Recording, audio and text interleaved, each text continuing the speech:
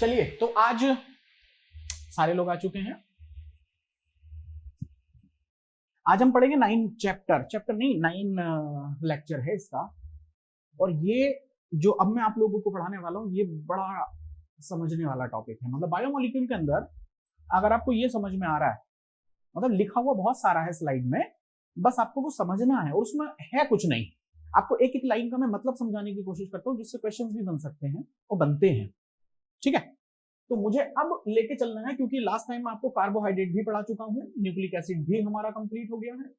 पता नहीं अभी पहली दूसरी वीडियो आई है या नहीं आई है, मुझे पता नहीं, लेकिन कोई बात नहीं, वो भी अभी सारी आप लोगों को मिल जाएंगी। तो अब हम यहां चलते हैं and this is what I was talking about. ध्यान से देख लीजिए, अब हम लोग यहां आ रहे हैं। अरे ये क्या हो गया, कोई बात नहीं। तो हम लोग dynamic state of the body, like Chinki Minki भी वापस आ जाती है हर बार। ये आ गया बच्चे, ठीक है। सो ये चैप्टर है और इस चैप्टर में बड़े कमाल की कुछ चीजें लिखी हुई हैं। चैप्टर मैंने क्लास शुरू कर दी है आप लोगों की, अब ध्यान से देखिए और समझिए। चैट बॉक्स इनका खोल दीजिएगा, मुझे इनसे बातें करने में मजा आता है। चलिए, सबसे पहले आ जाइए, मैं एक न्यू स्लाइड यहां से ले लेता हूं। न्यू स्लाइड शायद मेरे पास ली हुई है, इसको हटाते हैं। सो dynamic state of the body, and what do you mean by dynamic state of the body? इससे आप क्या समझते हैं, आपको ये समझना होगा। और उसके लिए अब आपको फिर, जैसे कि मेरी आदत है, मैं आप लोगों को स्टार्टिंग से एक एक लाइन को बड़े आराम से एक्सप्लेन करके चलता हूं और आपको बताने की कोशिश करता हूं कि इस लाइन का क्या मतलब हो सकता है और इससे किस तरह का सवाल, क्वेश्चन आपसे पूछा जा सकता है। पहली चीज बहुत ध्यान से देखिए, अब तक हम लोगों ने ये देखा कि living organisms, be it a simple bacterial cell, यानी कि अगर मैं आपसे ये कहूं कि आप कोई लिविंग सेल ले लो तो आप मुझसे ये पूछ सकते हो कि सर लिविंग सेल में किस सेल को लें, ये क्वेश्चन आपका हो सकता है। तो मैंने आपसे ये कहा कि आप या तो क्या ले लीजिए, या तो आप लोग क्या ले लीजिए, कोई बैक्टीरियल सेल ले लीजिए। अब आप ये बात अच्छी तरीके से जानते हैं कि बैक्टीरियल सेल क्या हो सकती है, एक लिविंग ही है। दूसरा देखो, आपके एनसीईआरटी ने क्या कहा कि कोई प्रोटोजोआन ले लीजिए। तो लाइए, मैंने प्रोटोजोआन का नाम भी लिख लिया। अब वो प्रोटोजोआन कौन सा है इससे तुम्हें कोई मतलब नहीं, वो अमीबा हो सकता है, पैरामीशियम हो सकता है, कुछ भी होगा, बस प्रोटोजोआन की बात हो रही है, मतलब सिंगल सेल ऑर्गेनिज्म। साथ में कह रहा है कोई ना कोई प्लांट सेल ले लीजिए। तो मैंने अब एक प्लांट सेल भी ले ली, ये लीजिए। प्लांट सेल के बाद में फिर इसने जाहिर है यही बोला होगा कि आप कोई एनिमल सेल भी ले लीजिए। इतनी सारी चीजें एक साथ ले ली गई हैं आपको कुछ समझाने के लिए। तो बैक्टीरियल सेल वॉल मान लो ऐसे करके हो गई, और ये उसका क्या हो गया, फ्लैजिला। प्रोटोजोआन में मान लो मैंने ये रख दिया जिसको आप लोग पैरामीशियम कहते हैं, और उसमें आप लोग जनरली देखते हैं कि जनरली छोटे छोटे क्या लगे रहते हैं, सीलिया लगे रहते हैं। ये कोई अमीबा हो सकता है और अमीबा के अंदर भी न्यूक्लियस होगा, ये बात आप जानते हैं। इसके अंदर न्यूक्लियस नहीं होगा, आपको समझाने के तौर पर बता रहा हूं। आगे देखिए, प्लांट सेल। तो प्लांट सेल आप लोगों ने कुछ ऐसे करके देख ली, ये उसकी सेल वॉल हो गई, ये सेल वॉल हो गई, और ये अंदर उसके न्यूक्लियस, और कोई ना कोई एनिमल सेल हो गई। और एनिमल सेल आप लोगों ने जनरली ऐसे देखी। ये सारी चीजें मैंने आपके सामने रख ली। अब आप भी जानते हो कि सर ये सब लिविंग ऑर्गेनिजम्स के ही एग्जांपल हैं, यहाँ पे नॉन लिविंग कुछ भी नहीं है, यहाँ पे नॉन लिविंग कुछ भी नहीं है। यस सर, हाँ। ये मजे मत करो तुम लोग, मैं बता रहा हूं, ड्रामे मत करो बिल्कुल भी। सर जोक सुनाओ, मैं जोक सुनाने खड़ा हुआ हूं यहाँ पे, हद मचाई है इन लोगों ने। जोक सुनाओ, जोक सुनाऊं? बता, अगरबत्ती की मम्मी कौन? मोमबत्ती। हा हा हा हा, और वो चपेट। जोक सुनाओ इसे। चलो, animal contain thousands of organic compounds.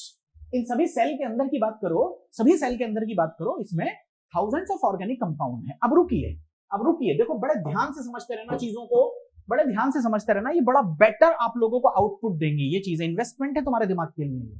इसमें ये बोला इन सभी सेल के बारे में एक चीज मुझे पक्के तौर पे पता है कि इसके अंदर thousands of organic compounds present हैं। अब वो क्या है भाई थाउजेंड्स ऑफ ऑर्गेनिक कंपाउंड? तो याद करो वो दिन जब मैंने आपको पहले दिन बायोमोलिक्यूल का पहला लेक्चर पढ़ाया तो मैंने उस दिन आप लोगों को ये बोला था, अगर मिल गया होगा तो अच्छी बात है, नहीं मिला तो मिल जाएगा, कि अगर आपने आपकी कोई सेल ले लूं तो उसके अंदर थाउजेंड्स ऑफ ऑर्गेनिक कंपाउंड हो सकते हैं। माइंड माय वर्ड्स, हो सकता है कि उसके अंदर अमीनो एसिड हो, कार्बोहाइड्रेट हो, प्रोटीन हो, बहुत सारी चीजें उसके अंदर हो सकती हैं। यही बातें इसने ये बोली है यहाँ पर। अब इसने ये कहा है कि दीज कंपाउंड्स और बायोमोलिक्यूल जो भी हैं, मतलब इसके अंदर जो ऑर्गेनिक कंपाउंड्स होंगे, अब पहले मुझे आप ये बता दो, और इसको नोट भी करते थे ना साथ साथ में मेरे। अब ये बहुत सारे कंपाउंड्स हैं, इनके नाम देखिए तो आप कहोगे सर ये अमीनो एसिड हो सकता है, ये ग्लूकोज हो सकता है। आप जानते हो कि अमीनो एसिड से प्रोटीन बनेगा, तो मैं प्रोटीन को भी रख लूंगा यहाँ पर। फिर आप कहोगे ग्लूकोज से सर कार्बोहाइड्रेट बनेगा, तो कार्बो को भी रख लेते हैं। फिर आप कहोगे सर न्यूक्लिक एसिड को मत भूलिए, आप कहोगे सर फैट को मत भूलिए। तो मैं किसी को नहीं भूल रहा, लेकिन मैं ये कहने की कोशिश कर रहा हूं कि ये जितनी भी चीजें इसके अंदर हैं, इनको हम ऑर्गेनिक कंपाउंड्स कहते हैं। और ये ऑर्गेनिक कंपाउंड्स किसी भी सेल में कोई लिविंग होगी, चाहे प्रोटोजोन हो, बैक्टीरिया हो, एनिमल सेल हो, प्लांट सेल हो, उसमें थाउजेंड्स ऑफ के हिसाब से ये मिलते हैं। अब उन्हें हम एक्सप्रेस कैसे करेंगे, सवाल ये है। यहां पॉइंट आया है निकल करके। तो अब यहां से एक चीज आप लोग जरा नोट करोगे, इसने ये कहा कि biomolecules are present in certain concentration. इसका मतलब बायोमोलिक्यूल का वहां पर प्रेजेंट होना एक कंसंट्रेशन के बिहाफ पे होगा। इसका मतलब कि कोई बात, जैसे शुगर की बात कर लो आप, मैं आपसे ये पूछूं कि आपकी बॉडी में ब्लड में शुगर होती है या नहीं होती, क्या आंसर करेंगे आप कहोगे हाँ सर होती है। फिर मैं आपसे ये पूछूंगा कि क्या वो शुगर अपनी मर्जी से कितनी भी हो जाए या कितनी भी कम हो जाए। अब आप समझ गए कि मैं डायबिटिक पेशेंट की बात कर रहा हूं। आप जानते हैं कि हमारी बॉडी के अंदर 80 से 120 mg पर डेसीलीटर क्या होती है, शुगर होती है। आपने देखा होगा कि अगर 80 से कम हो गई तो कहते हैं शुगर कम हो जाएगी, तो फिर ग्लाइकोजन जो है वो शुगर में कन्वर्ट होगा, जल्दी से शुगर बढ़ाई जाएगी। अगर 120 130 से बढ़ गई तो उसको जल्दी जल्दी ग्लाइकोजन में कन्वर्ट करके स्टोर करेंगे। अब डायबिटिक पेशेंट क्यों परेशान होता है, क्योंकि उसमें इंसुलिन नहीं होता। तो कभी उसकी शुगर बहुत बढ़ जाती है, कभी उसकी शुगर बहुत कम हो जाती है, तो उससे प्रॉब्लम होती है। तो इस बात से क्या समझ में आया, इससे ये समझ में आया कि हर बायोमोलिक्यूल का एक कंसंट्रेशन होगा, उसकी कमी भी खतरनाक होगी, उसकी अति भी खतरनाक होगी। अगर आपकी बॉडी में हाई अमाउंट में ग्लूकोज आ गया, मान लो 2 जगह लगातार एक शादी के 2 लिफाफे आपके पास पहुंच गए, है ना, एक दोपहर की दावत है, एक शाम की दावत है, तो आप लोगों ने क्या सोचा कि दोपहर को इनके यहां खाएंगे जम के, शाम को इनके यहां खाएंगे जम के। 500-500 रुपए के लिफाफे तो दोनों जगह हमें देने ही है, तो 500-500 रुपए मतलब 1000 रुपए जम के वसूल करो अपने।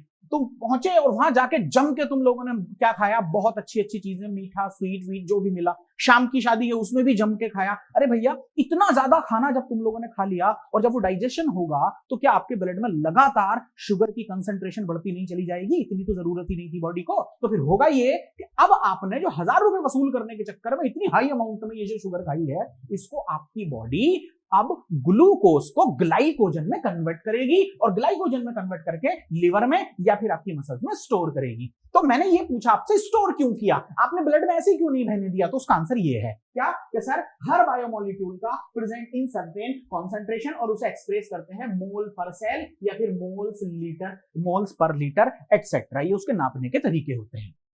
मेरी बात आपको समझ में आ गई है? तो कोई भी बायोमोलिक्यूल अपनी मर्जी से नहीं बढ़ जाता, अपनी मर्जी से कम नहीं हो जाता, सबकी एक अमाउंट है, कॉन्सेंट्रेशन। आगे बढ़िए 1। अब देखो ये मैं आपको ग्रीन कलर में समझा रहा हूं और बड़े ध्यान से मेरी बात समझना। This is simply known as क्या, टर्नओवर। देखो ध्यान से क्या लिखा है, one of the greatest discovery ever made was the observation that. अब ध्यान से देखना, अब मैं इसको रेड में लेके आ रहा हूं और वो क्या है, देखो all these biomolecules have a turnover। अगर अब तुम्हें थोड़ी देर कंसंट्रेट करके अगर तुम लोग ये पढ़ लोगे ना बच्चे, तो आपको बड़े तरीके से एक बात समझ में आ जाएगी। मैं आपको टर्नओवर पढ़ाने की कोशिश कर रहा हूं, मैं आपको टर्नओवर पढ़ाने की कोशिश कर रहा हूं। हाँ बिल्कुल सही बोल रहा है। देखो इस बच्चे ने कितनी बढ़िया लाइन लिखी है, मजा आ गया। इसने लिखा है, सुनो, इसने लिखा है कि हर पत्थर के बदले फल आता है।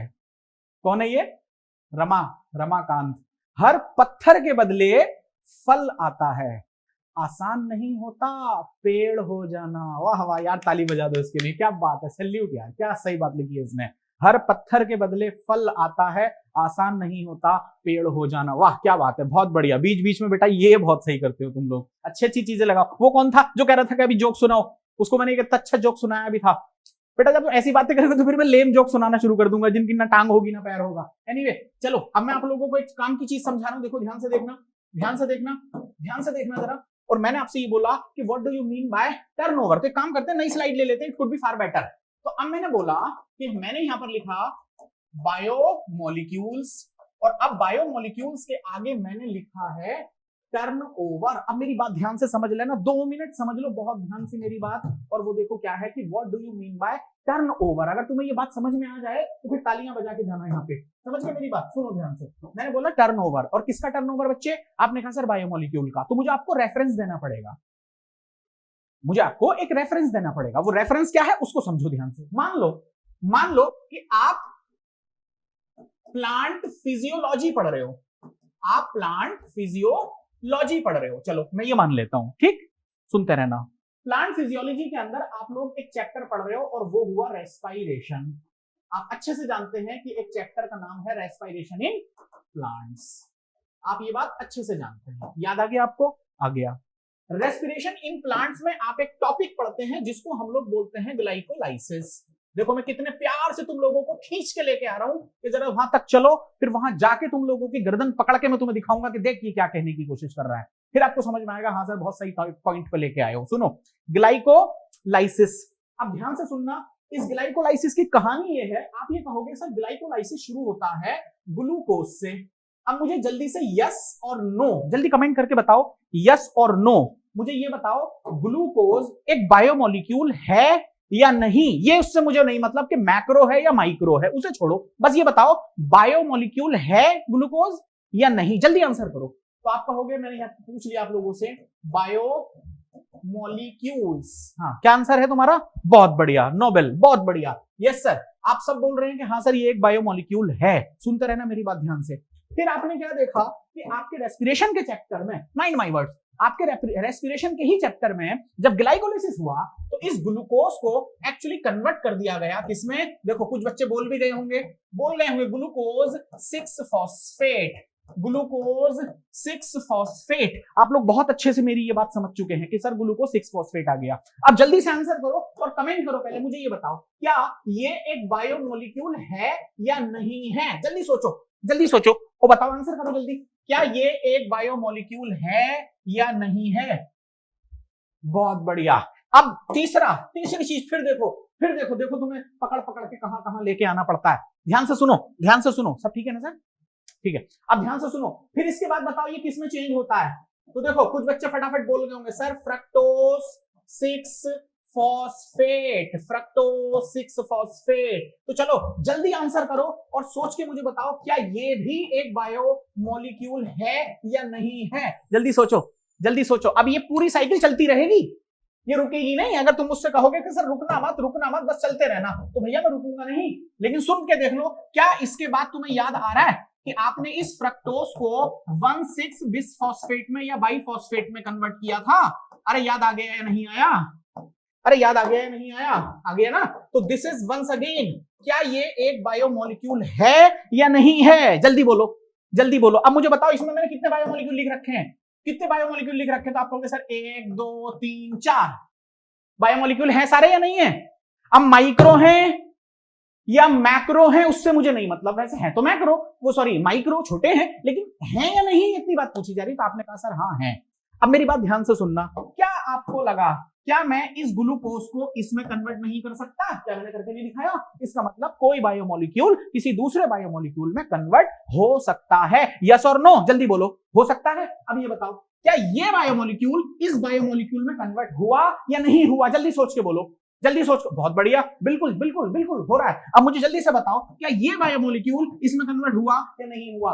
अब मुझे एक बात सोच के बताना, अगर मैं तुमसे ये कहूं कि तुम्हारी एनसीईआरटी तुमसे ये कह रही है, तुम्हारी एनसीईआरटी तुमसे ये कह रही है कि they are constantly being changed into other biomolecule, यानी कि कोई भी बायोमोलिक्यूल पकड़ लो, मान लो ये पकड़ लो, मैंने यहां स्टार लगा दिया, तो क्या कहूं? This biomolecule is constantly being change into other biomolecule. इसका मतलब ये बायोमोलिक्यूल लगातार अगले या दूसरे बायोमोलिक्यूल में कन्वर्ट हो रहा है, जबकि ये जो बायोमोलिक्यूल जो कन्वर्ट हुआ है ना, ये खुद भी किसी पिछले बायोमोलिक्यूल से कन्वर्ट होके आया है। आपको मेरी बात समझ में आ गई? आपको मेरी बात समझ में आ गई? तो मैं क्या कहने की कोशिश कर रहा हूं कि कोई बायोमोलिक्यूल है, मान लो ये मैं हाथ बीच में दे रहा हूं आप लोगों को, ये बायोमोलिक्यूल है, ये बायोमोलिक्यूल किसी दूसरे में कन्वर्ट हो गया, और ये जो बायोमोलिक्यूल है ना, ये खुद किसी दूसरे से कन्वर्ट होके आया है। आप समझे मेरी बात? तो बायोमोलिक्यूल हमेशा एक से दूसरे में, फिर वो दूसरा कहीं तीसरे में, फिर वो कहीं चौथे में, फिर वो ऐसे करके ये चेंज होते रहते हैं, लेकिन वो खराब नहीं होते। आप समझ लीजिए, इसी पर्टिकुलर चीज को मैं कह रहा हूं कि the biomolecule have the turn over. आपको अब बात समझ में आ गई होगी। और ध्यान से देखिए, मैं आपकी लाइन दिखा रहा हूं, उसको रेड कलर से दिखा रहा हूं ताकि बहुत इंपॉर्टेंट चीज मैं आपको समझा रहा हूं। देखिए ध्यान से, क्या क्या देखिए इसमें लिखा है, this means that they are constantly being change into some other biomolecules. ये वो लाइनें हैं जो आप लोगों को सीधे सीधे एनसीईआरटी से ही, ये सीधे सीधे एनसीईआरटी से ही नोट कर लेनी है। देखो इनको नोट कर लेना, मुझे पता है 1 से 2 मिनट ज्यादा तुम्हारे एक्स्ट्रा हो जाएंगे, लेकिन ये इन्वेस्टमेंट होगा तुम्हारी जिंदगी का, मेरी बात समझ लेना। कुछ बच्चे क्या करते हैं, पढ़ते पढ़ते बस एनसीईआरटी में लाइन मार दी, छुट्टी। अरे ऐसा मत करो, मुझे देखो मैं लिखता हूं सारी चीजें। तो लेक्चर अभी तो खैर ये लेक्चर लाइव चल रहा है, बहुत सारे बच्चे मेरे पास हैं, बेटा ये रिकॉर्डेड भी है, ये आ जाएगा यूट्यूब पे। तो फिर इसमें रोक रोक के भी आप कोई चीज पर्टिकुलर कर सकते हो। अगर कुछ करना है तो बेटा ताकत लगानी पड़ेगी, फ्री में कुछ नहीं मिलता, समझ लो ध्यान से। अब सुनो दोबारा से, क्या this means they are constantly being changed into some other biomolecule and also made from some other biomolecule. यानी कि ये एक पर्टिकुलर, ये देखो मेरी पेंसिल है, ये बदलेगी किसी दूसरे में और ये खुद भी बदल के आई है किसी दूसरे से, और ये सब ऐसे करके घूमते रहते हैं। इन्हें हम बायोमोलिक्यूल का टर्नओवर कहते हैं। आई थिंक ये बात आपको समझ में आ गई है। कमेंट करके जरा मुझे समझा दो पहले, आ गई है या नहीं आई है। जल्दी जल्दी करो, जल्दी करो। हाँ बढ़िया बढ़िया, बहुत बढ़िया बहुत बढ़िया। चलिए चलिए चलिए चलिए, अब आगे बढ़ते हैं। सुनो ध्यान से सुनो, अब ध्यान से सुनो। फिर मैं आपको एक छोटी सी चीज और समझा रहा हूं, और मैं ये लगातार लिखता चला जा रहा हूं आप लोगों के लिए। तो नया पेपर फिर से उठाते हैं और फिर आप लोगों को एक बड़े कमाल की चीज मैं समझा रहा हूं, कमाल की चीज समझा रहा हूं। आप ध्यान से समझिए। मुझे एक बात बताइए कि what do you mean by metabolism? What do you mean by metabolism? तो आपको ये बात अच्छे से याद है, कि सर मेटाबॉलिज्म में 2 चीजें होंगी। एक होगी जिसे आप कहते हैं कैटाबॉलिज्म, और एक चीज होगी, देखो कुछ बच्चे मन मन में बोल भी गए कि सर अब आप लिखने वाले हो एनाबॉलिज्म। यही खूबसूरती है तुम लोगों की, ये आ गया आपके सामने एनाबॉलिज्म। अब देखो बहुत सारे बच्चे हैं अभी भी, वो कहेंगे कि सर जल्दी आगे बढ़ो क्योंकि ये हमें आता है। मुझे उम्मीद है। कैटाबॉलिज्म का मतलब ये हुआ कि मैं बात कर रहा हूं किस चीज की, डिग्रेडेशन। और डिग्रेडेशन का मतलब ये होता है टूटना, यानी कि समथिंग शुड बी ब्रेक। आपकी बॉडी में कुछ ना कुछ टूटना चाहिए, और टूटने के लिए पहले उस चीज को बड़ा तो होना चाहिए। तो अगर मैं आपसे सिंपली ये बोल दूं कि मान लो कोई प्रोटीन है, तो आप कहोगे सर प्रोटीन बना दीजिए, तो मैंने ये बना दी। फिर मैं आपसे ये कहूंगा कि प्रोटीन तो कॉम्प्लेक्स होगी, यानी कि बड़ी बहुत होगी। आपने कहा बिल्कुल ठीक है, और जब आप इसको तोड़ोगे तो ये फिर टूटी हुई चीजें आपके सामने क्या आ गई? टूटी हुई चीजें आप लोगों के सामने क्या आ गई? ये आ गया अमीनो एसिड, और अमीनो एसिड आप लोगों के क्या होते हैं? सिंपल होते हैं। तो अब ध्यान से देखिए कि मैंने कॉम्प्लेक्स चीज को सिंपल में तोड़ दिया है, और टूटने पे यहां से डेल्टा ई मतलब एनर्जी रिलीज होगी। तुम में से कौन बताएगा कि अगर एनर्जी रिलीज हो रही है तो कौन सी रिएक्शन है? बड़े समझदार बच्चे हैं ये, बहुत बढ़िया, very good. This is simply your exothermic reaction. ये एक्सोथर्मिक रिएक्शन है माय डियर। अब इसका उल्टा नहीं कर सकते क्या? जल्दी बोलो, क्या ऐसा पॉसिबल है कि अगर मैं तुमसे बोलूं कि कैटाबॉलिज्म का मतलब अगर टूटना था तो एनाबॉलिज्म का मतलब बनाना रहा होगा? इसका मतलब मैं अब सवाल करूंगा तुम लोगों से, क्या मैं इस प्रोसेस को सिंथेसिस नहीं कह सकता? द आंसर इज बहुत बड़ी। देखो कुछ बच्चे बोल रहे हैं सर सिंथेसिस ना कह के इसको अगर दूसरी तरीके से कहेंगे तो और ज्यादा बेटर है। अब आप इसे बायोसिंथेसिस कहिए। इसका मतलब जिंदा चीज में, लिविंग चीज में अगर छोटी छोटी चीजों को जोड़ के अगर कोई बड़ी चीज बन रही है तो इस प्रोसेस को हम लोग बायोसिंथेसिस कहेंगे। बायो इसलिए मैंने बोला क्योंकि लिविंग चीज के अंदर है, लिविंग सेल के अंदर बन रहा है, तो ये बायोसिंथेसिस हो गया। आप मुझसे एग्जाम्पल पूछ सकते हो कि सर यहाँ पे बड़ी चीज से छोटी चीज तोड़ी है, तो क्या ऐसा पॉसिबल है कि छोटे छोटे अमीनो एसिड्स हों और फिर उनको हम लोग जोड़ करके फिर एक कोई कॉम्प्लेक्स प्रोटीन बना दें? तो ये चीज क्या हो गई आप लोगों की? सिंपल। और ये चीज आप लोगों की क्या हो गई बच्चे? That is complex. अब बताओ एनर्जी घुसेगी या निकलेगी? यस, तो आपने कहा सर डेल्टा ई को तीर का निशान अंदर की तरफ है, इसका मतलब एनर्जी को कंज्यूम कराना है। और ये रिएक्शन जो आप लोगों की बनेगी, इस तरह की रिएक्शन आप लोगों की बॉडी में एंडोथर्मिक होती है, इसका मतलब एनर्जी कंज्यूम होनी चाहिए। आई think it is absolutely fine. मैं इससे और बेटर चीज तुम लोगों को एंजाइम में सिखाने वाला हूं। एंजाइम बड़ा जबरदस्त चैप्टर है, और वो बोलते हैं ना कि वो क्या था, अरे ऐसे करके वो तीर का निशान ऊपर था, एक्टिवेशन एनर्जी, वो वाला टॉपिक अगर किसी को समझ में आ गया फिर तो उसकी बल्ले बल्ले हो जानी है। बढ़िया, बहुत बढ़िया। चल दूं आगे? अरे यार जल्दी बोलो, तुम तो पानी तक पीने का मुझे मौका नहीं देते, चलाते रहते हैं मुझे लगातार, चलते जाओ बस सर चलते जाओ, रुको नहीं रुको नहीं। कोई बात नहीं कोई बात नहीं कोई बात नहीं। तकलीफें भी जीवन में बड़े परिवर्तन के लिए आती है भैया। अगर तुम्हें ये लगे कि तुम्हें टेंशन है, तुम्हें तकलीफ हो रही है, परेशानी हो रही है, तो तुरंत समझ जाना कि तुम्हारी जिंदगी में वो बदलाव आने वाला है जो तुम्हें बदलेगा उस चीज में जो तुम होना चाहते हो लेकिन अभी हो नहीं। बड़ी हायर अंडरस्टैंडिंग चाहिए मेरे इन शब्दों को समझने के लिए, बड़ी हायर अंडरस्टैंडिंग चाहिए। सच बता रहा हूं मैंने क्या बोला है, देखो मैंने ये बोला है कि तकलीफें और परेशानियां अगर तुम्हें आ रही हैं तो इसका मतलब तुम्हारी जिंदगी में कुछ ऐसा होने वाला है जो तुम्हें बदलेगा, और उसमें बदलेगा जो तुम होना चाहते हो और वो अभी नहीं हो। तो क्या होना चाहते हो उसे सोच लो, और वो अभी आप हो या नहीं हो ये सोच लो। तो बड़े ध्यान से देख लेना मैंने क्या वर्ड बोला है ना। थोड़ी मतलब मेंटल एबिलिटी थोड़ी हायर लेवल की चाहिए इन चीजों को समझने के लिए। भाई दबे इतनी चीज मैं आपको समझा चुका। अब एक चीज मैं दोबारा तुम्हें यहां लेके आ रहा हूं, ध्यान से देखना। इसने ये कहा है कि दिस ब्रेकिंग मतलब बॉन्ड्स का टूटना, और देखो मेकिंग मतलब बॉन्ड्स का बनना। इसको बेटे एनसीईआरटी से नोट कर लेना। तुम्हारे बच्चे और तुम्हारे पोते भी तुम्हारे इन नोट्स को पढ़ेंगे और कहेंगे कि हाँ वाकई सर, एक सर थे हमारे, क्योंकि तब तक मैं तो खैर कहीं पहुंचूंगा कि हाँ बड़े अच्छे नोट्स बनवा के गए हैं आपके साथ में, समझ लो है ना। ब्रेकिंग, दूसरा क्या है making through the chemical reaction, और वो केमिकल रिएक्शन मैंने आपको दो बता दी, या तो एक्सोथर्मिक होगी एंडोथर्मिक। तो साथ में कह रहा है constantly occurring in living organism. इसका मतलब अगर किसी इंसान के अंदर ये लिविंग ऑर्गेनिजम्स हो और उसके अंदर अगर ये रिएक्शंस बंद हो जाएं तो आप समझ गए कि उसका मतलब क्या है, उसका मतलब डेड है। इसका मतलब उस बंदे के अंदर जब ये रिएक्शन चलना बंद हो गई, मैं सीधी बात बोलूं तो मेटाबॉलिज्म होना बंद हो गया। और मेटाबॉलिज्म आपको पहले चैप्टर में ये बात पढ़ा दी गई होगी कि metabolism is the key feature और defining feature of living organism. तो इसने क्यों बोला कि ये चीजें लिविंग ऑर्गेनिजम्स के अंदर कॉन्स्टेंटली रन करेंगी, क्योंकि इनका रुकना आपके मेटाबॉलिज्म को रोक देगा, और मेटाबॉलिज्म रुका तो लाइफ रुक जाएगी। अब आपको बात समझ में आ रही है, आगे बढ़िए। Together all these chemical reactions are called metabolism. अब आपको बात समझ में आ गई, मैं आपको मेटाबॉलिज्म पढ़ा रहा था। आई think it is absolutely fine, absolutely fine, कोई ऐसी बात इसमें नहीं होनी चाहिए। और हाँ, टर्नओवर से रिलेटेड एक चीज तो मैं भूल ही गया आपको बताना। आप कैसे भूल सकते हो इस पर्टिकुलर चीज को? देखो ये आपने अमीनो एसिड में पढ़ लिया होगा, जरा बीच में देखना क्या है, यूरेसिल। जरा ध्यान से देखना बीच में क्या है, यूरेसिल। तो मैंने आपसे ये बोला था कि अगर मैं यूरेसिल में यहां एमिनेशन कर दूं, एमिनेशन का मतलब होता है, मैंने आपको प्रोटीन पढ़ाया हुआ है, अगर लेक्चर अपलोड नहीं हुआ है तो हो जाएगा, परेशान मत होना। मैंने आपको ये यूरेसिल पढ़ाया है उसमें, और मैंने ये बोला था यूरेसिल में अगर एमिनेशन मतलब अमीन ग्रुप जोड़ दिया जाए तो वो पर्टिकुलर चीज साइटोसिन बन जाती है। अब समझाओ मुझे, क्या ये यूरेसिल बायोमोलिक्यूल नहीं है? तो क्या ये साइटोसिन बायोमोलिक्यूल नहीं है? तो देखो ना ये कितने आराम से इसमें कन्वर्ट हो गया। और अगर इसमें से मैं अमीन ग्रुप अगर हटा दूं, मतलब डीएमिनेशन कर दूं, तो फिर ये किसमें बदल जाएगा, यूरेसिल में बदल जाएगा। इसका मतलब हर बायोमोलिक्यूल किसी दूसरे बायोमोलिक्यूल में बदल सकता है, लेकिन श्योर नहीं। अब आप मुझसे ये मत कहना कि सर आप ग्लूकोज को आप न्यूक्लिक एसिड में बदल दो, अरे ऐसा थोड़ी हो सकता है।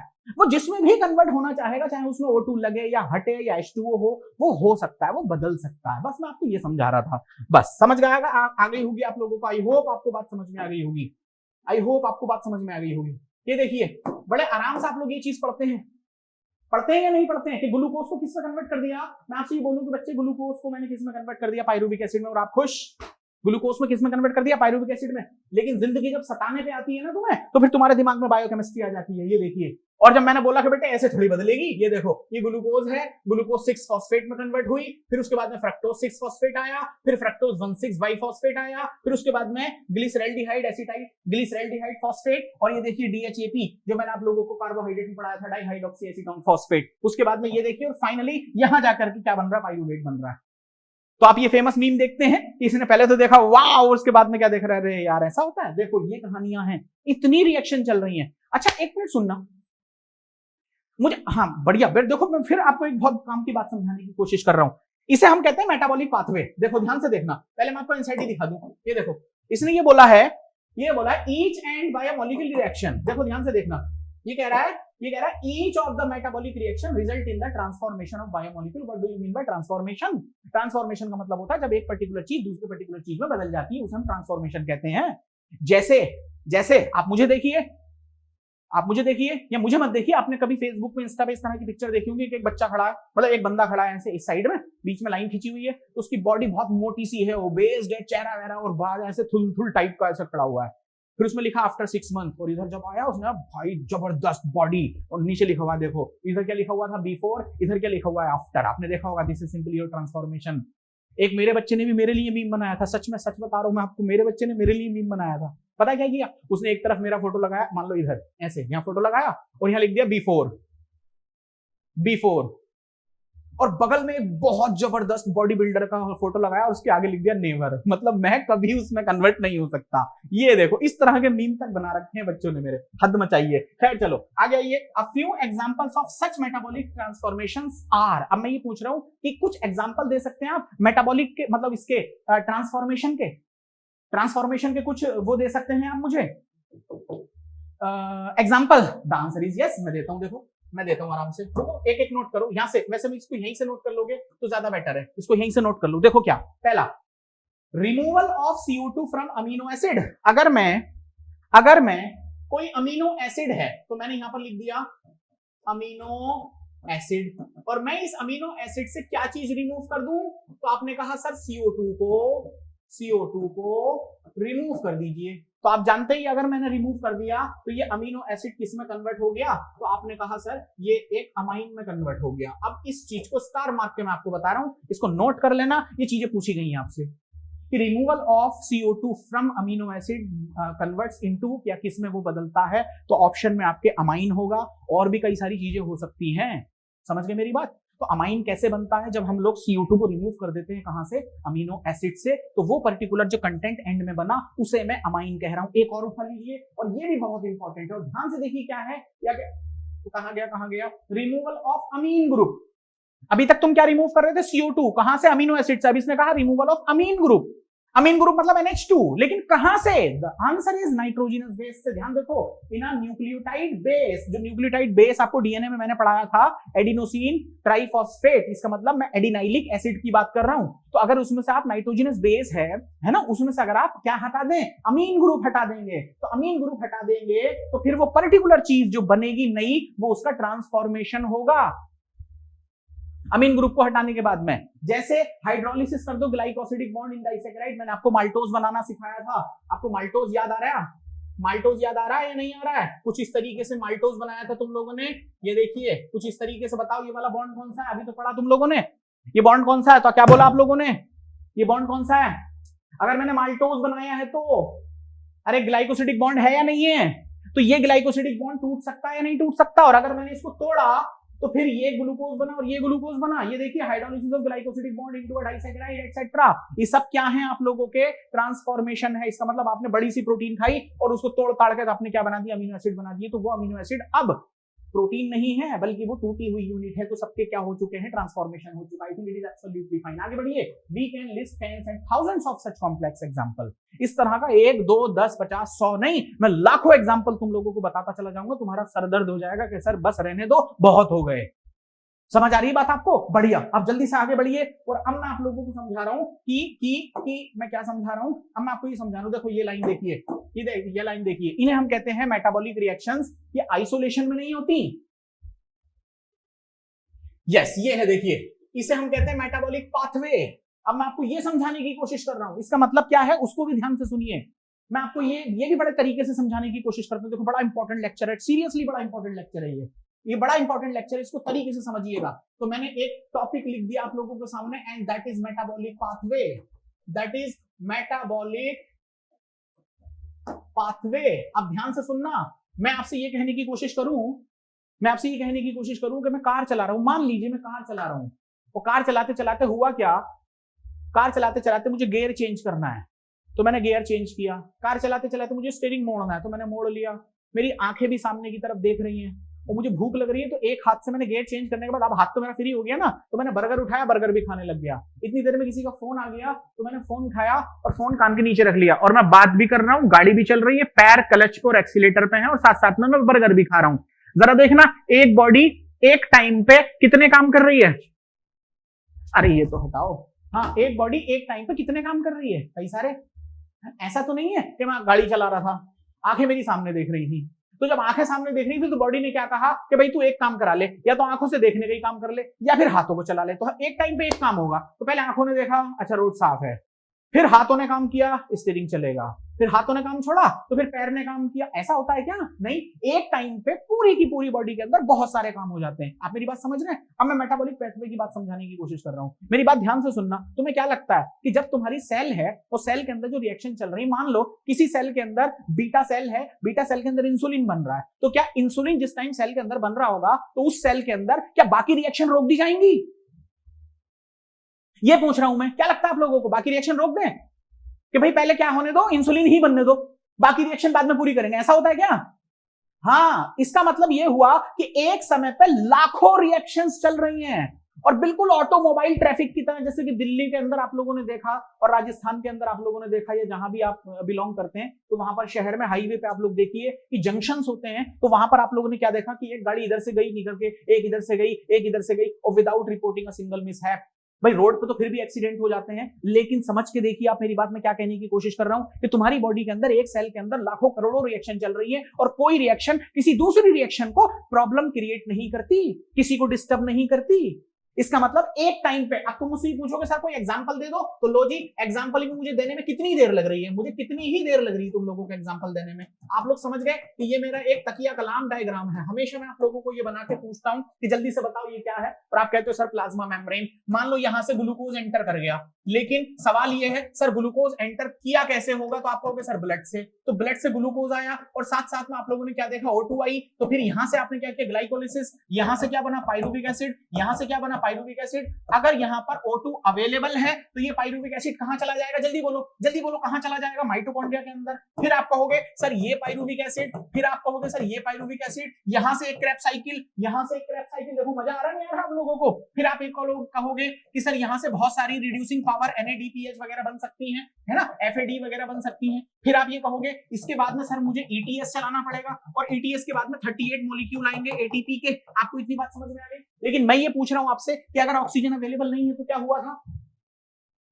जल्दी बोलो। अगर ऑक्सीजन अवेलेबल नहीं थी तो क्या हुआ था, तो आपने कहा सर एन एरोबिक रिएक्शन करा दो, और एन एरोबिक रिएक्शन हुई तो आप लोग समझ गए कि लैक्टिक एसिड बनेगा। फिर लैक्टिक एसिड को उठा के फिर तुम लोग कहां डालोगे, लिवर में डालोगे। फिर लिवर उसको वापस किस में चेंज करेगा, ग्लाइकोजन में, और ग्लाइकोजन वापस किस में चेंज होगा, ग्लूकोज में। इस बात का कोई मतलब नहीं है, इस स्लाइड का कोई मतलब नहीं है, लेकिन मैं तुम्हें समझाने की कोशिश कर रहा हूं। लेकिन जिस टाइम पे रिएक्शन ये चल रही होगी, तो क्या उस टाइम पे इस सेल के अंदर जो न्यूक्लियस है उसके अंदर डीएनए है, तो क्या वो ट्रांसक्रिप्शन, ट्रांसलेशन, डीएनए रेप्लिकेशन नहीं कर रहा होगा क्या? The answer is yes sir, कर रहा होगा। तो मैं आपसे ये कहने की कोशिश कर रहा हूं कि एक ही सेल के अंदर ग्लाइकोलिसिस भी चल रहा है, ट्रांसक्रिप्शन भी चल रहा है, ट्रांसलेशन भी चल रहा है ना, और भी रिएक्शंस हैं, कहीं डीएमिनेशन चल रहा है, कहीं एमिनेशन चल रहा है, कहीं यूरेसिल किसी और में कन्वर्ट हो रही है, कहीं ग्लूकोज ग्लाइकोजन में कन्वर्ट हो रहा है। इतनी सारी रिएक्शन चल रही है, इसका मतलब पूरे का पूरा एक मेटाबॉलिक ट्रैफिक है, मेटाबॉलिक ट्रैफिक है, और कोई रिएक्शन किसी दूसरी रिएक्शन को कन्वर्ट करने में या उसको बदलने में कोई भी प्रॉब्लम क्रिएट नहीं करती। सब अपने अपने रास्ते में जा रहे हैं, कोई सिंगल मिसहैप नहीं मिलता आप लोगों को। आप समझ आ रहे हैं मेरी बात? तो कभी ऐसा मत सोचना कि कोई सेल अगर ग्लाइकोलिसिस कर रही है तो सारी रिएक्शन रोक दो, भाई ग्लाइकोलिसिस होने दो, ग्लाइकोलिसिस नेताजी है पहले वो होंगे, ऐसा नहीं है। ग्लाइकोलिसिस चल रहा है, हो सकता है दूसरे काम और चल रहे हो, तीसरा काम भी चल रहा हो, चौथा भी चल रहा हो, पांचवा, छठा, lot of work are going to be done here. मेरी बात समझ रहे हैं आप लोग? आई थिंक इतनी बात आप लोगों को समझ में आ रही है। और देखिए ध्यान से, मैं आपको ये चीज समझा देता हूं। यहां पर इसने ये बोला है कि these metabolic pathway are similar to automobile traffic in a city. जैसे सिटी के अंदर, मुंबई के अंदर देख लीजिए, दिल्ली के अंदर देख लीजिए, खतरनाक जाम लगा रहता है हमेशा। हाँ, these pathway are either linear, ये लीनियर भी हो सकते हैं, और इसने कहा और सर्कुलर, ये सर्कुलर भी हो सकते हैं। आप पीछे देख सकते हैं मैंने क्या बोला था, कहां गया, पीछे देख सकते हैं। ये सर्कुलर पाथवे कैसा हुआ, तो आप कहोगे सर ये तो लीनियर है, लंबा लंबा दिख रहा है। फिर ये कैसा हुआ, सर्कुलर हुआ, सर ये गोल घूम के वहीं आ गया। तो लीनियर भी हो सकता है, सर्कुलर भी हो सकता है। आई थिंक आपको बात समझ में आ गई है, आगे देखिए, this pathway criss cross each other, ये सारे के सारे पाथवे एक दूसरे को क्रिस क्रॉस करते हैं। कोई यहां से गुजर गया, कोई वहां से गुजर गया, कोई वहां से गुजर गया, कोई वहां से गुजर गया, लेकिन किसी ने किसी को कुछ नहीं कहा, किसी ने किसी को डिस्टर्ब नहीं किया। I think you are getting my point. But I want to make you understand, there are traffic junctions. जैसा लग रहा है जैसे कि यहाँ पे ट्रैफिक जंक्शंस बने हुए हैं, कोई किसी को डिस्टर्ब नहीं कर रहा। और आगे देखिए, flow of metabolite through the metabolic pathway has definite rate and direction. उसकी एक रेट है, उसकी एक डायरेक्शन है, यानी जितने समय में वो चलना चाहिए वो उतने में ही चलेगा। उसकी एक डायरेक्शन है कि उसको जो बनाना चाहिए वही बनाएगा। बहुत थोड़े मिसहैप हो जाता है, उसी को हम बीमारी कहते हैं। अरे भाई बीमारी हो जाएगी तो क्यों होती है, बॉडी में कुछ ना कुछ दिक्कतें आई तभी ना, तो वो तो अलग बात हुई। मैं तो एक नॉर्मल ह्यूमन बीइंग की बात करूं, light automobile traffic. So this metabolic flow is called dynamic state of the body. अब जल्दी से मुझे एक बात बताओ, अगर मैंने dynamic state of the body रोक दिया तो what is going to be done, क्या होने वाला है, what is suppose to be, क्या होने वाला है। अगर मैंने ये डायनामिक स्टेट रोक दी तो मर जाते हैं भैया। हाँ, सिर्फ इश्क ही नहीं मारता लोगों को, अगर मेटाबॉलिक रिएक्शंस होना बंद हो जाएं तो ये भी उसको मार देगा। इसका मतलब डायनामिक स्टेट बॉडी की खत्म हो चुकी है। मैं अभी आपको समझाता हूं, आगे भी सुनिए सुनिए। So what is most important is this is interlinked metabolic traffic is very smooth and without single reporting mishap for a healthy condition. देखो हेल्दी लिख दिया आपकी एनसीईआरटी ने, कभी तुम भड़क जाओ कि नहीं सर मेरे दादाजी को तो ये प्रॉब्लम हो गई थी, दादी जी को ये प्रॉब्लम हो गई थी, या मुझे ये प्रॉब्लम हो गई थी, तो मैं उन चीजों का जिम्मेदार नहीं हूं जो तुमने समझी, मैं उन चीजों का जिम्मेदार हूं जो मैंने कही। अरे मेरी बात समझ रहे हो, मैं उन चीजों का जिम्मेदार नहीं जो तुमने समझ ली, मैं सिर्फ उनका जिम्मेदार हूं जो मैं कह रहा हूं। अब तुम उनको कैसे समझते हो, इसीलिए एनसीईआरटी ने भी रिस्क लिया नहीं, उसने लिख दिया हेल्दी कंडीशन। आगे देखिए, another feature of these metabolic reactions is that very chemical reaction is catalysed reaction. ये कौन सी रिएक्शन होती है, कैटालाइज्ड। अब कैटालाइज से मेरा मतलब ये था कि अगर मान लो मुझसे आप ये कहोगे कि ग्लाइकोलिसिस में ग्लूकोज को ग्लूकोज 6 फॉस्फेट में कन्वर्ट करना है, तो बच्चे ये काम आसानी से नहीं हुआ, इसके बीच में कोई ना कोई कैटालाइज लगा हुआ है, और उस कैटालिटिक रिएक्शन या उस कैटालिटिक कंपोनेंट को मैं एंजाइम कहूंगा। आपको मेरी बात समझ में आ रही है। तो कैटालिटिक रिएक्शन का नाम ही कैटालिटिक क्यों है, क्योंकि बीच में कोई कैटालिस्ट लगा हुआ है, और बायो कैटालिस्ट के तौर पे हम लोग किसको रखते हैं, एंजाइम को रखते हैं। इसका मतलब बिना एंजाइम के ये काम जनरली नहीं होने वाला है। आगे देखिए, there is no uncatalysed metabolic conversion in living system. इसका मतलब तुम लोगों की बॉडी 100% मेटाबॉलिक रिएक्शन पे डिपेंडेंट है। Your body is completely enzymatically controlled. आप लोगों की बॉडी के अंदर अगर पैनक्रियाज ने अपना एंजाइम छोड़ा नहीं, पैनक्रियाज ने अपना अगर एंजाइम नहीं छोड़ा तो फूड डाइजेस्ट नहीं होगा। आप बात समझ रहे हैं, मेरी पलकें जो इतनी तेज तेज झपक रहा हूं ना मैं, तो सबसे फास्ट मसल जो मेरी आंखों की पलकों की ये काम कर रही हैं, अगर इनमें मेटाबॉलिक इसके अंदर इन रिएक्शंस को, इस कंट्रोल को पूरा करने के लिए अगर मैं बीच में से एंजाइम हटा दूं तो काम नहीं हो पाएगा। आप जानते हैं कि एक्टिन से मायोसिन को चिपकने के लिए बहुत सारे आप लोगों को एंजाइम चाहिए रहते हैं। आपको मेरी बात समझ में आ रही है। आपकी जीभ कुछ टेस्ट नहीं कर पाएगी अगर बीच में कुछ एंजाइम ना लगे हों, तो इसका मतलब आप लोगों की body completely dependent on enzymatically metabolically controlled. इसका मतलब आपकी बॉडी में सारे एंजाइम काम करेंगे। आगे देखिए, even CO2 dissolving in water. अगर मैं पानी को CO2 में घोलूं या CO2 को पानी में घोलूं, a physical process is catalysed by reaction in living system. तो आप लोगों की बॉडी के अंदर CO2 को अगर मैं H2O से एक साथ मिक्स कराऊं, आप लोगों को मेरी बात समझ में आ गई होगी। मैं आपको कहां ले गया, H2O को अगर हम लोग प्लस किसके साथ मिला दें, CO2 के साथ मिला दें, तो आप लोग अच्छे से जानते हैं कि यहाँ क्या बनेगा, यहाँ पर H2CO3 यानी कि बाई कार्बोनिक एसिड बनता है, कार्बोनिक एसिड बनता है। और इस काम को करने के लिए आपकी जुबान पे शायद वो एंजाइम आ गया होगा, बताना कौन सा एंजाइम काम करता है ये। देखो जल्दबाजी में कुछ लोग CA लिख रहे हैं, CA ताकि कोई और ना लिख दे, हैं कोई और ना लिख दे। अरे जल्दी तुम्हें मुबारक, हमें तो सही और गलत भी देखना है, समझो मेरी बात को। क्या बोला मैंने, जल्दबाजी में काम खराब मत कर लिया करो। तुमने CA लिख दिया, मैं कहीं उसे चार्टर्ड अकाउंटेंट ना समझ लूं।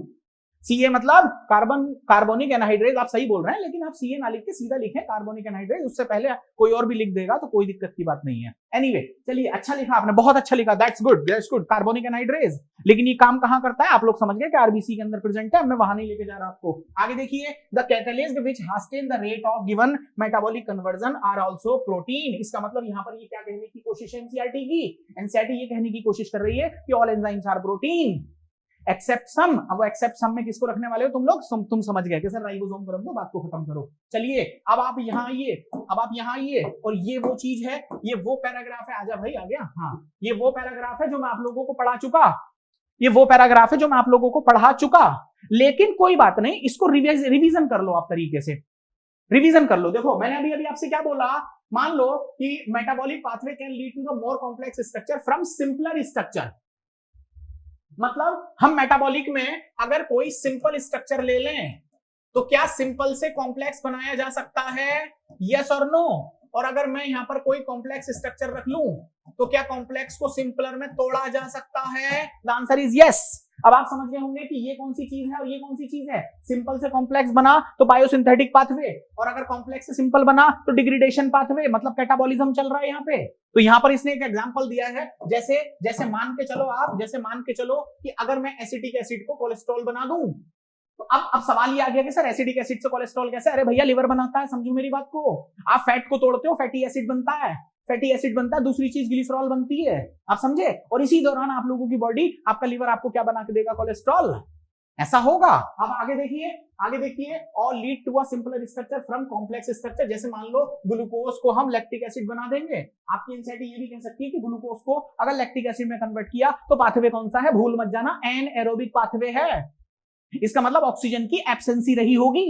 आगे बढ़िए, स्केलेटल मसल के अंदर ये काम चल रहा है। तो farmer cases called biosynthetic pathway या फिर एनाबॉलिक, और लेटर कंस्टिट्यूट डिग्रेडेशन या फिर उनको हम लोग कहते हैं कैटाबॉलिक। ये मैं आपको अभी अभी पढ़ा चुका, लेकिन मैं आपको बस पैराग्राफ दिखा के आगे बढ़ा रहा हूं, ज्यादा टाइम नहीं लेंगे। आगे देखिए, anabolic pathway as expected consume energy. मैंने आपको दिखाया था डेल्टा ई कंज्यूम हो रहा था। मेरी रेट ऑफ स्पीच थोड़ी तेज है क्योंकि समय तुम्हारे पास भी कम है। सुनो, assembly of protein from amino acid require energy input.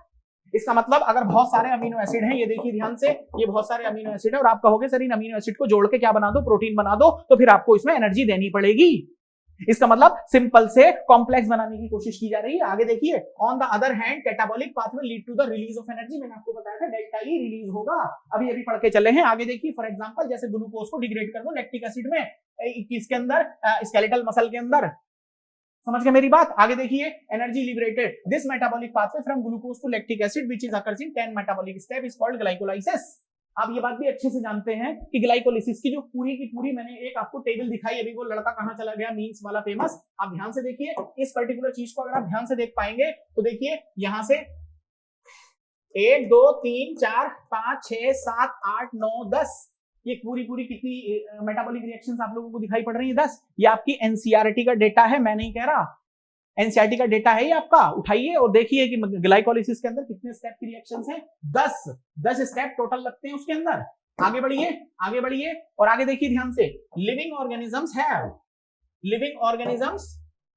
ये देखिए living organisms have learn to trap this energy liberated during degradation stored in the form of chemical bond. लो जी, ये इंपॉर्टेंट पॉइंट है, इसके लिए मैं बस आपके 2 मिनट लेना चाहूंगा। और ध्यान से देखिए मैं क्या कहने की कोशिश कर रहा हूं। तो मैं आपसे ये कह रहा हूं कि यहां पर मैंने लिखा है ग्लूकोज, और यहां पर मैंने लिख दिया कि 2 क्या बन गए बच्चे? Pyruvic acid, pyruvic acid. फिर आपने कहा सर इन दोनों पाइरुविक एसिड से आप क्या चलाइए? क्रेब्स साइकिल, क्रेब्स साइकिल के बाद में फिर यहां से चलाइए ईटीएस या ईटीसी। तो अब ये जो ईटीएस यहाँ चलेगा तो यहाँ पे हाई अमाउंट में क्या चीज रिलीज होगी? जल्दी बोलो, उसको क्या बोलूं मैं? Delta E. इसका मतलब ये चीज क्या रिलीज हुई? ये रिलीज हुई एनर्जी। लेकिन सवाल ये है कि इस एनर्जी को मैं यहीं के यहीं कंज्यूम कर लूं? The answer is no. अरे मुझे इस एनर्जी को कहीं बाहर चले आके यूज करना है, तो फिर मेरे पास वो टोकरी कहां से आएगी जिसमें इस एनर्जी को मैं रख पाऊं? समझो मेरी बात, कहां रखूं? कुछ समझे? तो इसका मतलब अब मेरे पास मुझे कुछ इस तरह की चीज चाहिए। आप समझ गए मैं आपको कहां लेके आने की कोशिश कर रहा हूं? This is adenosine, adenosine monophosphate. अगर एक पी है तो मोनोफॉस्फेट। और ये जो एनर्जी निकली है, इस एनर्जी को उठा के तुम यहां कंज्यूम कर लो, एक बॉन्ड बना लो, दूसरा पी जोड़ लो। इसका मतलब जो एनर्जी निकली इस बॉन्ड के अंदर इकट्ठी हो गई है। बात समझे? तो अब ये क्या बन गया? क्या बन गया? Adenosine diphosphate. फिर आप ये कहोगे सर एक पी और लेके आओ और बची हुई एनर्जी फिर से इसमें भर लो, तो अब ये बन गया एडिनोसिन ट्राइफॉस्फेट। समझे मेरी बात? तो इसका मतलब ये लिविंग सिस्टम को कोई बता नहीं रहा है, ये लिविंग सिस्टम खुद जानता है कि अगर कोई एनर्जी निकल रही है तो उसको हम ट्रैप कैसे करेंगे। The answer is sir ATP लेके आइए, नहीं एटीपी नहीं, एएमपी लेके आइए, एडिनोसिन मोनोफॉस्फेट, और उसके बीच में एक बॉन्ड बनाइए और फॉस्फेट रखिए। अब जब बॉन्ड बनाओगे तो एनर्जी कंज्यूम होगी। इसका मतलब वो बनती हुई एनर्जी बॉन्ड के अंदर इकट्ठी होती है। तो आपसे अगर आपसे कोई पूछ ले कि एटीपी में एनर्जी कहां स्टोर होती है, आंसर शुड बी बॉन्ड। इसका मतलब बॉन्ड के अंदर जो एनर्जी होगी वो ही एटीपी की एनर्जी है। अब इसको आप बाहर ले जाइए, ये क्या है? ये एटीपी है। आप इसको बाहर ले जाइए, सेल के मतलब सेल से बाहर ले जाओ या कहीं भी ले जाओ जहां आपको एटीपी की जरूरत पड़ रही है, आप इसे वहां ले जाइए और वहां जाके क्या करिए? उल्टा काम करिए। उल्टे काम से मेरा मतलब आप वहां जाके इस एटीपी को तोड़ दीजिए। इसका मतलब जो बॉन्ड एनर्जी ये है, जो बॉन्ड एनर्जी ये है, जब आप इसको तोड़ेंगे तो एनर्जी रिलीज होगी, और जब एनर्जी यहां से रिलीज होगी तो उसका क्या मतलब हुआ कि एटीपी ने जो एनर्जी कंज्यूम की थी अब वही एनर्जी उसने दे दी। तो इसीलिए हम लोग एटीपी को क्या कहते हैं, एडिनोसिन ट्राइफॉस्फेट को क्या कहते हैं, energy currency of the cell. आपको बात समझ में आ गई? देखिए, as it when needed the bond energy is utilised for biosynthetic, osmotic and metabolical work that we perform. कोई से भी वर्क में हम इसको यूज कर सकते हैं और इसे हम कहते हैं एडिनोसिन ट्राइफॉस्फेट, एटीपी। तो अब आपको ये बात समझ में आ गई कि मैं एटीपी के अंदर अगर मैं बॉन्ड की बात करूं तो बॉन्ड के अंदर क्या प्रेजेंट होगा? The answer is sir energy present होगी and that's it. I think ये बात आपको यहां तक समझ में आ गई, या कुछ भी इसके अंदर ऐसा नहीं है जो आपको समझ में नहीं आया। समझ गए ना? और बायो एनर्जेटिक्स हम लोग पढ़ेंगे नहीं इस लेक्चर का, एक ये लास्ट पॉइंट पढ़ रहे हैं हम लोग। इसके बाद सीधे एंजाइम है।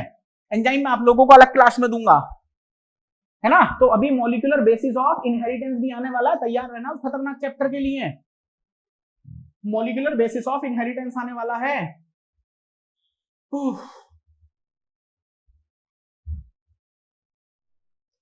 चलिए बड़े आगे। अब एक काम की बात सुनिए। अब कितना टाइम बच रहा है? देखो घंटा पूरा होना में 10 मिनट बचा, 10 मिनट इसके लिए बहुत है। मैं 1 घंटे से ज्यादा नहीं लूंगा ये लेक्चर, क्योंकि कम समय में थोड़ा सा ज्यादा डेटा देने की आपको कोशिश कर रहा हूं, समय की कमी है। बढ़ जाए आगे। बोलो भाई एप्लीकेशन के महान महान लोगों।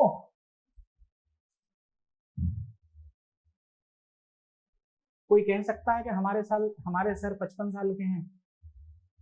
मैं 55 साल का हूं? हद मचाइए इन लोगों ने। कह रहा कि कोई कह सकता है देख के हमारे सर 55 साल के हैं। अबे 56 साल का हूं मैं, बावले। चलो आगे बढ़ो। बस भैया कमेंट करना बंद कर दो मुन्ना। हाँ चल, बस ये लास्ट स्लाइड और है। देखो एट दिस लेवल पहले इस पैराग्राफ को ठीक से रीड कर लो।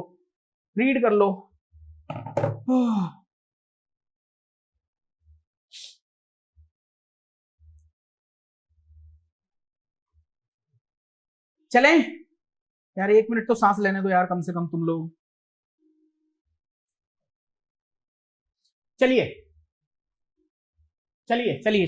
बेटा कमेंट बंद कर दो प्लीज, कमेंट बंद कर दो। ये देखो, मैं जितना मना करता हूं कि मत किया करो ऐसे ड्रामे। बेटा आधे पंख की तितली की तड़प देखी है तुमने? मैं आपसे पूछ रहा हूं, आधे पंख तितली देखी होगी आप लोगों ने? आधे पंख की तितली की तड़प देखी है? कुछ नहीं कर पाती वो। आप उसके सामने पराग रख दो, पराग कहते हैं वही जो वो नेक्टर चूसती है, वो नहीं चूसती। आप थोड़ा सा पराग छोड़ो, अब दुनिया भर का पराग लाके उसके सामने रख दो, पराग मतलब नेक्टर, वो नहीं चूसती। रीजन क्यों? क्योंकि जब वो अब उड़ नहीं सकती तो फिर वो पराग खाते जिंदा क्यों रहे? उम्मीद का टूट जाना ऐसा ही होता है। मत लिखो ऐसे कमेंट कि सर उम्मीद, चलो मैं नहीं बोल रहा कमेंट क्या है, लेकिन बस मैं आपको समझा रहा हूं। उम्मीद का टूटना बड़ा खराब है, उम्मीद मत छोड़ो। माइंड माय वर्ड्स, उम्मीद मत तोड़ो बच्चे। अब ऐसी बातें मत किया करो तुम लोग कमेंट्स में ना, बाकी बच्चे भी कमेंट देख रहे होते हैं, गलत है। उम्मीद का टूट जाना बहुत खराब है। उम्मीद मत तोड़ो, सब ठीक होगा, आई साइड सब ठीक होगा, परेशान मत हो। चलिए, so you must understand that the tens and thousands of chemical compounds in living organisms otherwise called metabolite मतलब बायोमोलिक्यूल को कह रहा हूं, मेटाबोलाइट को दूसरा मतलब बायोमोलिक्यूल ही है। समझ गए? आगे बढ़िए। अब ये कह रहा है कि present in concentration characteristics of each them. मैंने आपको अभी ये बात पहले बता चुका हूं मैं आपसे कि हर बायोमोलिक्यूल ऐसा नहीं है कि जिसकी जो मर्जी में आया वो उतना बन गया। भाई सबकी एक लिमिटेड क्या है, एक कंसंट्रेशन है, सबकी एक लिमिटेड कंसंट्रेशन है। फॉर एग्जाम्पल देखो, एग्जाम्पल के तौर पर सुनो, एग्जाम्पल के तौर पे इसलिए बोला कि the blood concentration of glucose in normal healthy individual is 4.2 millimole litre पर लीटर टू 6.1 मिलीमोल पर लीटर है। इसको नोट कर लो आप, ये एनसीईआरटी का डेटा है, ये पूछा जा सकता है आपसे। तो मैंने कितना बोला कि आप लोगों के ब्लड के अंदर जो ग्लूकोज की कंसंट्रेशन है वो 4.2 मिलीमोल पर लीटर है। 4.2, यस। तो ग्लूकोज देखो, पहले ग्लूकोज देखो, ग्लूकोज को ये कह रहा है 4.2 से 6 पॉइंट समथिंग होगा, वैसे 1 आएगा, 0 भी हो सकता है। मिली मोल, देखो ध्यान से देखना, मिली मोल पर लीटर। ये बात समझ में आ गई आपको? अब एक चीज और समझिए, अब मैं आपको यह कह रहा हूं कि यही ग्लूकोज को अगर मैं दूसरे फॉर्म में देखूं तो फिर कहानी आपको ये आएगी कि सर 80 से 120 mg होगा और पर डेसीलीटर होगा। डेसीलीटर का मतलब होता है 100 ml में। तो ये दो चीजें आपसे अलग अलग पूछी जा सकती हैं। क्या क्या? दोबारा सुन लो ध्यान से। अगर मैं ग्लूकोज की बात करूं तो मिलीमोल पर लीटर पूछूं, देखो मिलीमोल पर लीटर पूछूं तो आप कहोगे सर 4.2 से 6.1 मिलीमोल पर लीटर। फिर मैं आपसे पूछूंगा 100 ml में बताओ कितनी है, और वो भी ग्राम में बतानी है, मिलीमोल में नहीं, ग्राम में बतानी है। तो देखो उसका डेटा ये है कि 80 से 100 mg, 80 से 120 mg पर डेसीलीटर, मतलब हर 100 ml में होती है। मेरी बात आपको समझ में आ गई? पहला डेटा एनसीईआरटी ने दिया है आपको यहाँ ये वाला। अब इस डेटा के बिहाफ पर एनसीईआरटी ने ये बोला कि मान लो ग्लूकोज इतना है, ग्लूकोज को लाल कलर से बना देते हैं चलिए, तो ग्लूकोज मान लो इतना है, आपके ब्लड में ग्लूकोज इतना है। अब मुझे छोटी सी बात बताना, मैं आपसे पूछ रहा हूं, मुझे एक बात बताओ कि अगर ग्लूकोज इतना है और ये ग्लूकोज ज्यादा हो गया तो ग्लूकोज को ग्लाइकोजन में कन्वर्ट कौन करता है? आंसर करना बच्चों। ग्लूकोज को ग्लाइकोजन में कन्वर्ट कौन करता है? बढ़िया, ग्लूकोज को ग्लाइकोजन में कन्वर्ट करता है इंसुलिन। आप समझ गए? ग्लूकोज को ग्लाइकोजन में कन्वर्ट करता है इंसुलिन। तो सवाल ये है कि अगर ग्लूकोज इतना ढेर सारा है तो क्या वो हार्मोन भी इतना ही ज्यादा होगा जो ग्लूकोज को ग्लाइकोजन में कन्वर्ट करेगा? क्या लगता है आपको? Answer is no. इसका मतलब इतने बड़े ढेर सारे ग्लूकोज के एक ढेर को ग्लाइकोजन में कन्वर्ट करने के लिए अगर मैं आपसे पूछूं कि इंसुलिन हार्मोन कितना होगा तो आप कहेंगे सर वो नैनोग्राम में होगा। देखो इसका मतलब जरूरी नहीं है कि अगर ग्लूकोज ज्यादा है तो उसको कन्वर्ट करने के लिए इंसुलिन एंजाइम भी उतना ही होना चाहिए, नहीं, वो बहुत कम अमाउंट में होगा तो भी आपका काम चल जाएगा। ये बात देखो यहाँ लिखी है, while that of hormone would be nanograms milli per litre, nanograms पर एमएल। लेकिन अब ये बात क्यों बोली एनसीईआरटी ने आपसे? आपने एनसीईआरटी ने ये बात क्यों बोली? वो ये कहने की कोशिश कर रही है एनसीईआरटी आपकी, ये एक रेफरेंस दिया है समझाने के लिए। तो पहले मुझे ये बताओ तुम्हारे ब्लड में क्या क्या होता है? तो आप कहोगे ब्लड में नहीं बॉडी में। तो आप कहोगे सर प्रोटीन भी होता है। फिर वो कहेगी क्या अमीनो एसिड होता है? पहले मुझे यस यस बोलते जाओ। अमीनो एसिड होता है बॉडी में पूछ रहा हूँ, ब्लड में नहीं पूछ रहा, बॉडी में बोलो होता है। हाँ, क्या अमीनो एसिड के बाद क्या ग्लूकोज होता है बॉडी में? Answer is yes. क्या ये ग्लूकोज के बाद में क्या पूरा कार्बोहाइड्रेट होता है? The answer is yes. क्या फैटी एसिड होता है? The answer is yes. तो मैं आपसे ये कहने की कोशिश कर रहा हूं कि ये बात क्यों बताई एनसीईआरटी ने कि ग्लूकोज अगर इतना है तो उसको कन्वर्ट करने के लिए जो हार्मोन होगा वो नैनोग्राम में होगा। थोड़ा क्यों होगा?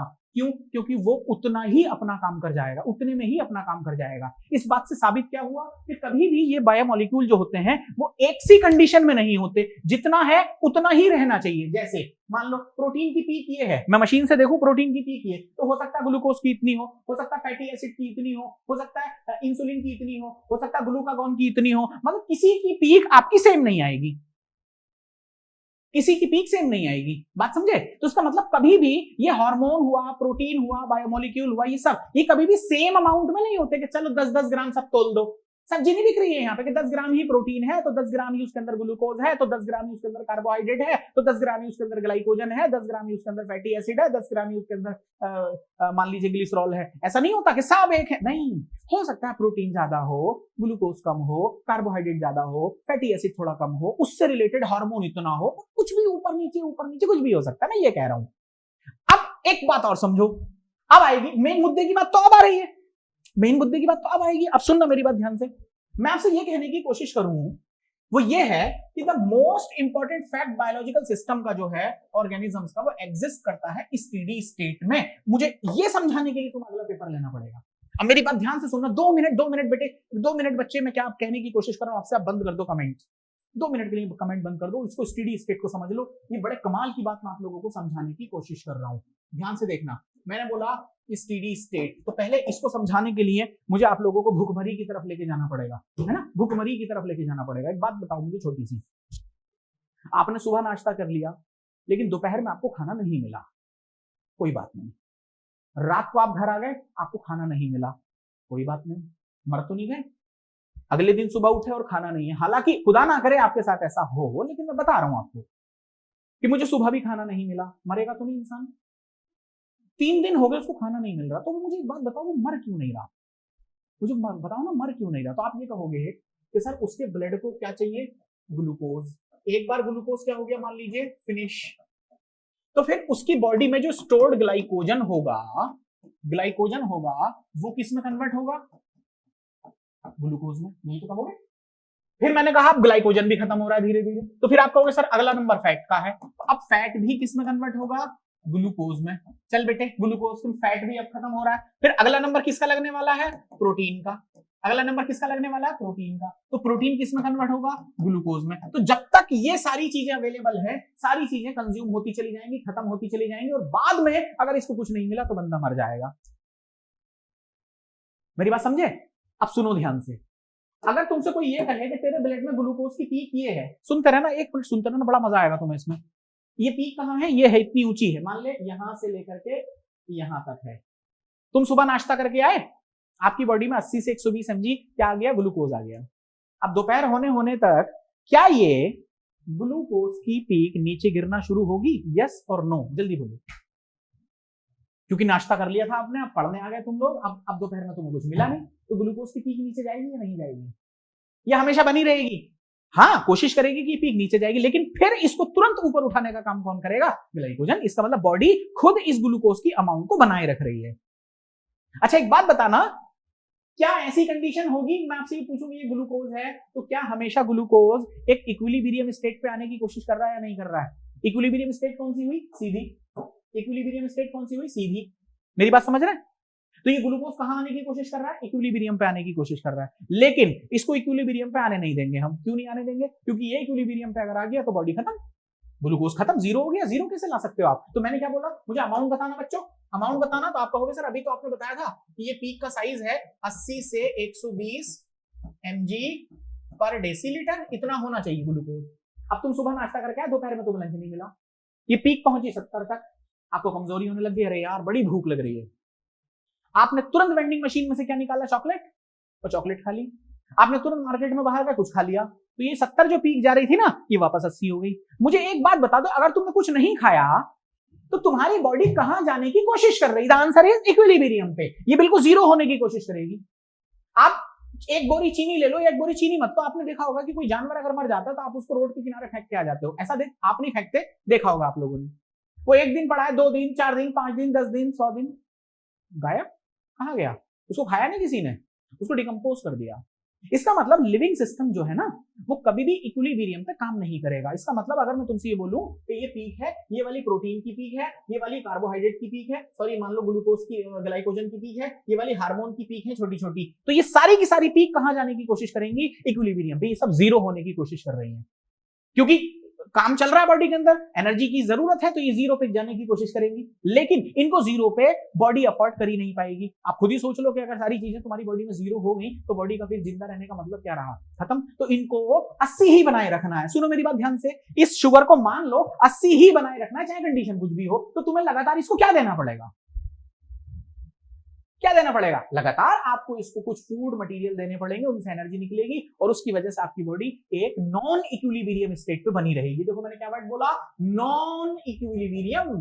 इसका मतलब आपकी जो बॉडी है वो कभी भी इक्विलिब्रियम स्टेट पे नहीं आती। जैसे कि फिजिकल एपरेटस आप समझते हैं फिजिक्स में, तो फिजिक्स में आप पढ़िएगा, उसमें कोई भी बॉडी है वो इक्विलिब्रियम स्टेट पे काम नहीं करती, और वो कोशिश कहां जाने की करती है? इक्विलिब्रियम पे जाने की कोशिश करती है। तो हमारी जो लिविंग सिस्टम है ना, वो इक्विलिब्रियम को कभी अफोर्ड कर ही नहीं सकता, और एक बार अगर वो इक्विलिब्रियम पे पहुंच गया तो समझ लो 13 दिन बाद हलवा और पूड़ी बटने वाली है। यहाँ आप मेरी बात समझ गए? मैं आपको क्या समझाने की कोशिश कर रहा हूँ? अब ध्यान से देखिए, ये क्या लिखा हुआ है? these biochemicals are in metabolic flux। Metabolic flux का मतलब होता है, मैंने आपको समझाया होगा कहीं ना कहीं, कि अगर मैंने वर्ड लिख दिया है फ्लक्स, मैंने आपको नर्वस सिस्टम में ये चीज जरूर पढ़ाई होगी कि अगर मैंने लिख दिया इनफ्लक्स तो कुछ चीजें सेल के अंदर जा रही हैं, और अगर मैंने लिखा ईफ्लक्स तो कुछ चीजें सेल से निकल के बाहर आ रही हैं। तो इनफ्लक्स ईफ्लक्स दोनों बातें आपको मोटे तौर पे समझ में आनी चाहिए। अब आगे देखिए इसमें क्या लिखा है कि one should remember from physics that system at equilibrium can't perform work। अगर फिजिक्स के अंदर देखा जाए तो कोई भी सिस्टम अगर इक्विलिब्रियम पे आ गया तो वो काम नहीं करेगा। इसीलिए मैं आपसे ये कह रहा हूं कि आप लोगों की बॉडी कभी भी इक्विलिब्रियम पे नहीं आ सकती। अगर इक्विलिब्रियम पे आ गया तो इसका मतलब ये हुआ कि सारी चीजें जीरो हो चुकी हैं, क्योंकि सारी चीजें इक्विलिब्रियम पे आने की कोशिश करती हैं। आप एक बॉल ले लो, बॉल को ऐसे पटक्का मार दो, ऐसे करके मार दो पटक के, आप देखेंगे एक बार उछलेगी, 2 बार उछलेगी, 3 बार उछलेगी, धीरे धीरे उछल के फर्श पे स्थिर हो गई, रुक गई। कहां पहुंच गई? इक्विलिब्रियम पे पहुंच गई। और अगर आप ये चाहते हो तो सर ये बॉल कूदती रहे, रुकना नहीं चाहिए, तो भैया लगातार उसको एनर्जी प्रोवाइड कराते रहो। जैसे वो बॉल नीचे गिराई, जब वो कूद के आई तो हाथ लगाओ, फिर से पटक के मार दो, फिर उतनी ऊपर उठ के आएगी, हाथ लगाओ, फिर पटक के मार दो, फिर ऊपर आएगी, हाथ लगाओ, फिर पटक के मार दो। तो अगर आप इसे लगातार एनर्जी प्रोवाइड कराते रहेंगे तो ये इक्विलिब्रियम पाएगी ही नहीं, क्योंकि इसको लगातार एनर्जी दी जा रही है। और अगर आपने इसको एनर्जी देना बंद कर दी, ये इक्विलिब्रियम पे पहुंच जाएगी। इक्विलिब्रियम समझ गया, साम्यावस्था बिल्कुल बराबर, जीरो हो गया कहानी, और फिजिक्स का एपरेटस रुक जाएगा। इसी तरीके से आपकी बॉडी रुक जाती है। तो अब मुझे बताओ, इक्विलिब्रियम पे तुम्हारी बॉडी काम कर सकती है? दिमाग लगा के बोलना, बिना खोपड़ी, तुम खोपड़ी मतलब यूज नहीं करते तुम लोग। हाँ, फिजिक्स के हिसाब से फिजिकल कोई एपरेटस इक्विलिब्रियम पे काम कर पाएगा? The answer is no. तो अब तुम्हारी बॉडी इक्विलिब्रियम पे अफोर्ड कर पाएगी? द आंसर इज नो, नहीं कर पाएगी। इसीलिए मैं आपको समझा रहा हूं, hence the living state is a non equilibrium.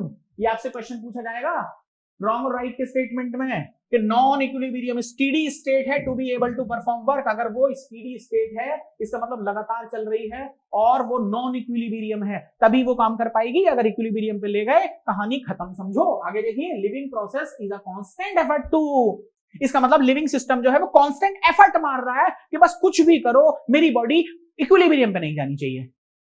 Hospital के अंदर एक पेशेंट लेटा हुआ है, और अगर वो डॉक्टर है, खुद अगर वो एक डॉक्टर है, या उसने नीट की प्रिपरेशन की है, या बायोलॉजी जानता है वो, तो वो डॉक्टर को ये बोल सकता है, हालांकि डॉक्टर भी जानता है, लेकिन वो डॉक्टर को कह सकता है घबराहट में कि सर कुछ भी कर दो, लेकिन मेरी जो बॉडी है ना वो इक्विलिब्रियम स्टेट पर ना चली जाए। तो डॉक्टर मुस्कुराएगा, बोलो हो तो नीट एस्पायरेंट हो तुम, है कि बॉडी जो है ना कैसी भी करके कहां ना चली जाए, स्टेडी स्टेट पे, सॉरी स्टेडी स्टेट पे रहे, लेकिन कहां ना चली जाए, इक्विलिब्रियम पे ना चली जाए। तो फिर बॉडी, डॉक्टर क्या बोलेगा कि बेटे मैं तो पूरी कोशिश कर रहा हूं ना पहुंचे, लेकिन उसके लिए तेरी बॉडी ही एफर्ट करेगी, तभी ना काम चलेगा। तो बॉडी खुद एफर्ट करती है कि कहीं ना स्टेडी स्टेट पे ही रहे, इक्विलिब्रियम से इक्विलिब्रियम पे ना आ जाए। इसीलिए मैंने आपसे ये बोला है कि this is achieved by the energy input. तो आपकी बॉडी कोशिश करती है प्रिवेंट फॉलिंग इनटू इक्विलिब्रियम। इसका मतलब आपकी बॉडी खुद प्रिवेंट करती है, रोकती है कि कैसे भी करके ये कहां ना पहुंच जाए, इक्विलिब्रियम पे ना पहुंच जाए। और ऐसा करने के लिए this is achieved by the energy input. अब आपको समझ में आ गया। और एनर्जी इनपुट के लिए देखो, metabolism provided in the mechanism for the production of energy. Metabolism ही वो चीज है जो एनर्जी का प्रोडक्शन करेगा, और एनर्जी का इनपुट अगर बॉडी देगी, और या एनर्जी इनपुट को बॉडी अगर यूज करेगी, तो उसकी वजह से आपकी बॉडी स्टेडी स्टेट में रहेगी और कहां नहीं पहुंचेगी, इक्विलिब्रियम पे नहीं पहुंचेगी। आपको ये राशनल समझ में आ गई है? आगे, hence the living state and metabolism are synonymous. मेरी बात समझ आ रही है आपको? तो मैंने क्या बोला है, सिनोनिमस है। तो living state equal to metabolism, metabolism equal to living state, metabolism हटाओ, लिविंग स्टेट खत्म। तभी हम बोलते थे पहले चैप्टर में, क्या बोलते थे कि living state, sorry metabolism is, आगे बोलो, metabolism is the defining feature of living system. Yes, आगे देखिए, without metabolism there can not be a living state. I think इतनी बात आपको समझ में आ गई है। बस लेक्चर को यहीं रोक रहा हूं मैं। अब अगला लेक्चर जो आएगा, आज बायोमोलिक्यूल यहां खत्म हो गया। मैं देखूंगा अभी एंजाइम वाला भी डाल रहा हूं या नहीं डाल रहा हूं, अदरवाइज मैं सीधे सीधे आपका क्या शुरू कर दूंगा, मेटाबॉलिक, और सॉरी क्या नाम है उसका, molecular basis of inheritance, and that's all. Thank you very much. मिलते हैं आप लोगों को फिर कभी से क्या मतलब था, मिलेंगे जल्दी, ठीक है ना? यहां तक बात खत्म हो चुकी है हमारी। चलिए, थैंक यू।